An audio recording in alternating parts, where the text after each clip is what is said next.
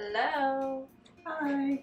Today I'm here with my mom, Kim, and she's gonna teach us and me how to make Ozoni, which is a traditional Japanese New Year's dish that we eat every year of our lives since we were born.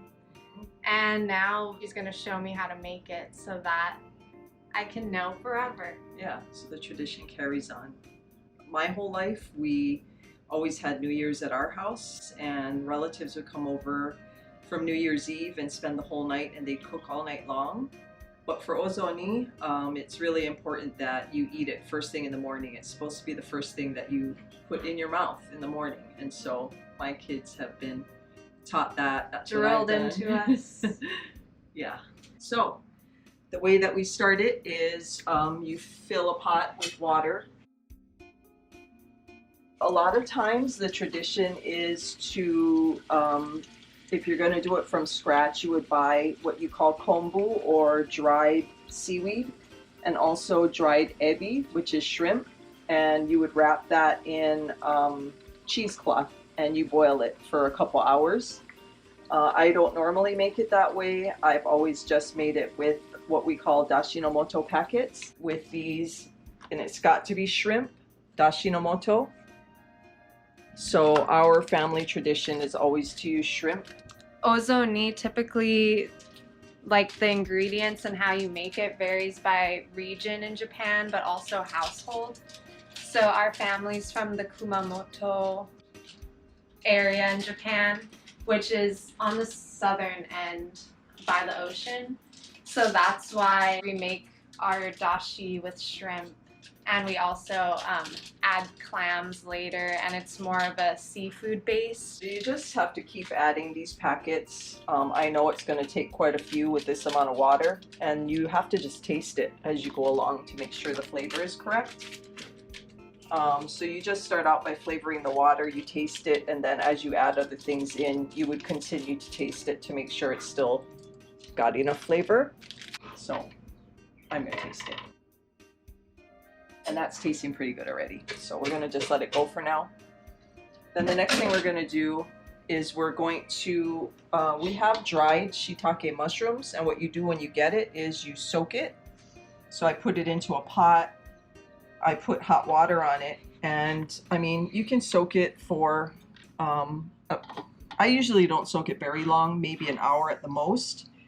A lot of times it doesn't come with these stems on it, but if it does, you need to cut them off, because they're quite hard, because we're going to just add this into our soup, and we're going to add the water from it too because it adds good flavor. So we are going to taste it again.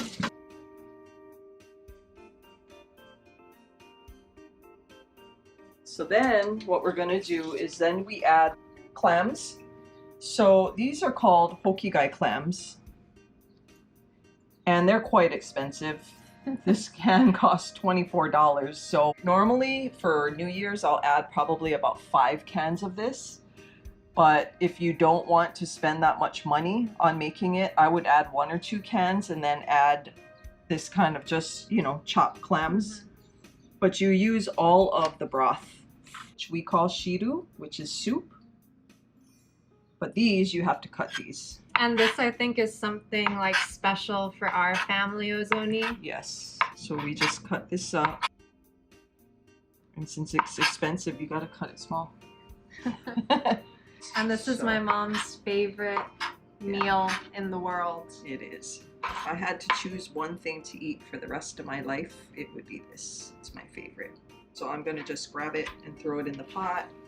And I'm gonna dump also, yeah, the cans. You can throw the cans. This one was already cut. Yeah, that's just chopped clams. And then ours also has carrots and daikon. This is what it's radish. So we cut those up, and we can just add those to the soup already also. And then that's pretty much it. You wait for it to boil and for all the vegetables to cook, and then it'll be done. And then Tehani can tell you about what all of these things mean for Japanese tradition, because there's also things that go with this soup that we've all eaten also, whether we like it or not. Some of us struggle with it more than others. Oh. So the good luck foods are kudomame, which is black bean. You eat it for like hard work, so you would be hardworking in the new year.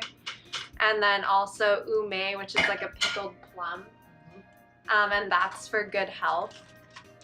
And then kazunoko, which is fish eggs.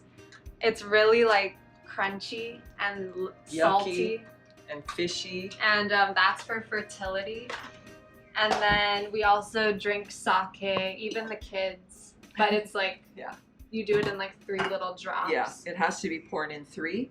And Everything. no matter how young they were, because it is alcohol, it's just part of the tradition. So they would get 3 drops. And yeah, we wouldn't like any of it. But I mean, you just made us eat it, right? I did. Yeah. It's just what you gotta do. Yeah, I remember one year I was trying to swallow the kudomame and it sunk to the bottom of the water bottle and I just had to drink it. Like I drank the whole water bottle until it got to the bean and then I still couldn't eat it. But she had to. And would I cry? Yeah, she'd cry sometimes, but you know, that's just part of life. And then mochi, I think, is like one of the most traditional or like celebratory foods in Japanese culture. So it's seen at like all celebrations, but it's especially important for New Year's because it imparts strength, endurance, and good health. And the stickiness of the mochi represents longevity in the new year. And even with the mochi, when we add it later, it has to be all odd numbers. So you normally do like 5. I'll start with 1 and then, you know, because that's good luck too, odd numbers. Mm-hmm. And people who started the tradition. Oh yeah, my great grandma over here. So that's my mom's grandma. She made the ozoni for the family. Right, and she actually taught my father, who we call haole in Hawaii, which is white. She taught him how to make the ozoni. So when I was growing up, every year my dad made the ozoni. And then we learned along the way. And then my mom also used to make it, which was over there. right over there. And yeah, Tehani was the apple of my mom's eye. She passed away 2 years ago now. Yeah, but she was very like traditional and liked, you know, all of that too. So yeah, and we're super alike this way. We cry really easy, but we miss her a lot. Yeah, keeping the tradition going. Yep, sure are. For every New Year's, we used to gather like with our whole family, and we would like make a celebration of eating ozoni and cooking it, obviously. I still made ozoni during this past COVID year and still passed it out to all of the people that I normally make it for because the holiday and the tradition is so important to me. One of them is one of my coworkers, and I think I've made it for her for the past 9 years. When her mother passed away, their tradition died, unfortunately, which is why I'm so happy that we're doing this today with Tehani, because she can carry it on. So every single year I make it for, I don't know, maybe 6 people, and I deliver it around the island. This past year, yeah, I went with you. Yeah, she went with me this past year, and we give it with everything: the kudomame, ume, sake, mochi, kazunoko. It's a really important holiday for us. So now we are going to be making our mochi. You can just buy a pack of individual mochi. It looks like this. It's hard. It's easier to just do it individually for each person. So cover it with water. And you're just gonna put it in the microwave, and you have to watch it so it doesn't bubble over. And then this is the ozoni cooking. We're just waiting for the daikon, which is the radish, to soften up to cook. Steamy. So as you can see, it's puffed up and gotten soft. That should be good, right? Nope, it needs to go a little more. A little more, my mom says. Yep.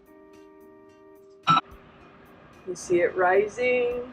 And that's good. Whoa. That's what it's supposed to look like. You just need to dump the water out. And then add the soup on top. We will just get a little of everything. And this is called dashi, the soup. You call it dashi, and you need a lot of dashi. There you go. That's it. Ozoni.